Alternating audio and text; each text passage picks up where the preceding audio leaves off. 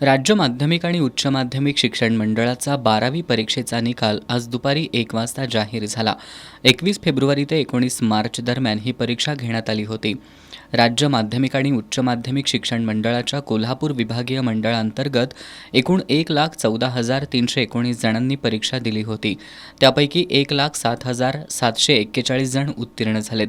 कोल्हापूर विभागाचा एकूण निकाल 94.24% इतका लागलाय, अशी माहिती कोल्हापूर विभागीय मंडळाचे विभागीय सचिव सुभाष चौगुले यांनी दिली. मागील वर्षी कोल्हापूर विभागाचा 12वीचा निकाल 93.28% लागला होता. त्यामुळे गेल्या वर्षीच्या तुलनेत यावर्षी निकालात 0.96% वाढ झाली आहे. कोल्हापूर विभागात मुलांपेक्षा मुलींचं उत्तीर्ण होण्याचं प्रमाण 5.23% जास्त आहे. कोल्हापूर जिल्ह्याचा विचार केला तर जिल्ह्याचा एकूण निकाल 95.66% लागलाय.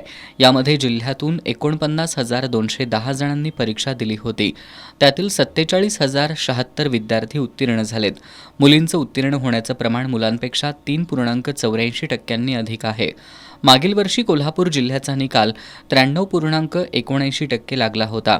त्यामुळे यावर्षी जिल्ह्याच्या निकालात 1.77% वाढ झाली आहे. निकाल पाहण्यासाठी शहरातील अनेक नेट कॅफेंमध्ये विद्यार्थ्यांनी गर्दी केली होती. काहींनी मोबाईलवर निकाल पाहायला पसंती दिली.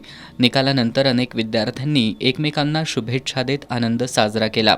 त्याचबरोबर पालकांनी मुलांना पेढे भरवत त्यांचं अभिनंदन केलं.